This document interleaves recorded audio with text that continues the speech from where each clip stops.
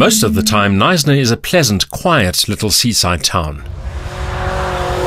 But once a year, the Knysna Hillclimb changes all that, attracting fast and furious machinery from far and wide. In 2009, the Knysna Hillclimb created an interesting motorsport opportunity both for classic car owners and those people with something sporty that just wanted to have a blast up the hill. Ended up being a very popular event indeed, and when the entries opened in 2010, there was a huge swell of interest, and before the organisers knew it, they had more than 100 entries. One of those entries came from RPM because we decided after last year that the best way to experience what the Knysna Hillclimb is all about is to actually drive a car up the hill ourselves. The Hillclimb is a 2-kilometre blast up Samola Hill. The variety of cars competing is as vast as it is baffling, ranging from tuned and tweaked production cars to full-blown racing machines and everything in between. This year, the event was sponsored by Renault and ran over 3 days, starting with pre-qualifying and elimination rounds to whittle down the massive field to the final 30.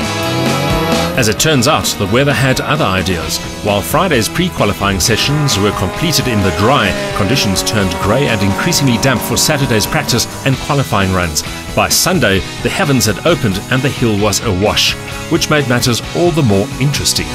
There aren't too many standard production cars that have been entered in the Knysna Hillclimb, but then this isn't your average standard production car either. The new Megane RS Cup is a 184 kilowatt front-wheel drive monster with an LS diff that makes it absolutely perfect for a hill climb. And you won't actually believe how much grip this vehicle has, carrying a lot of speed into the corners, a lot of traction out of the corners, and in fact, on some of these bends, you've got to be very careful not to toss it off the road. As Friday was filled with pre-qualifiers, I had to wait for Saturday for my first run up the hill and found getting off the mark was both critical and difficult. But once on the move, the Megane RS was quite brilliant. Despite the damp surface, the RS sliced its way up the hill with keen precision, and by the end of the day, and with only 3 runs completed, the Renault was easily the fastest front-wheel drive car, albeit down in 35th spot. Not only did we take care of obvious rivals like Volkswagen Golf GTIs and Ford Focus STs, but we also managed to pip some more powerful and more exotic machinery to the post, including an Audi RS4.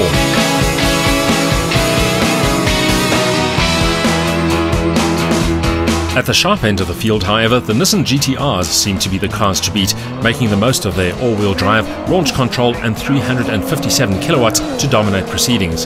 However, there was talk of a super-fast Mitsubishi Lancer Evo 9 making its appearance on the final day. Another candidate for top honours was the Honda turbo-powered Aerial Atom of Derby-Hubert.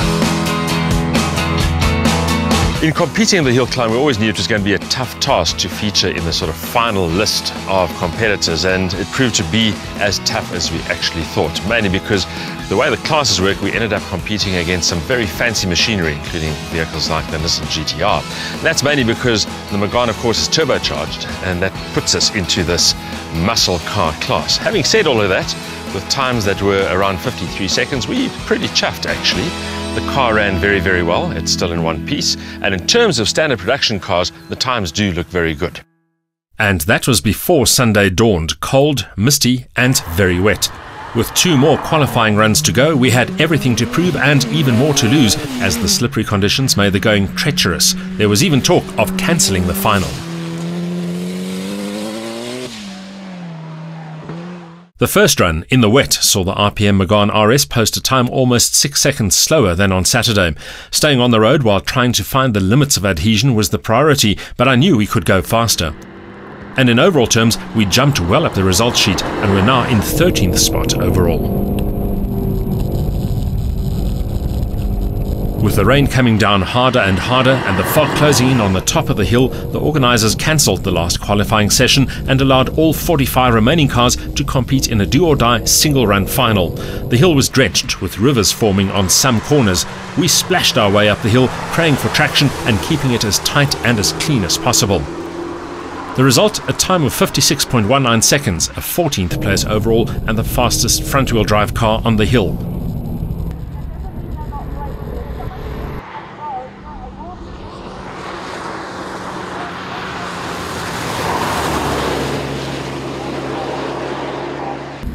The overall winner was the 485 kilowatt Lancer Evo 9 of Jeff Mortimer, just 0.2 seconds ahead of Wilhelm Barth in a Nissan GTR 35.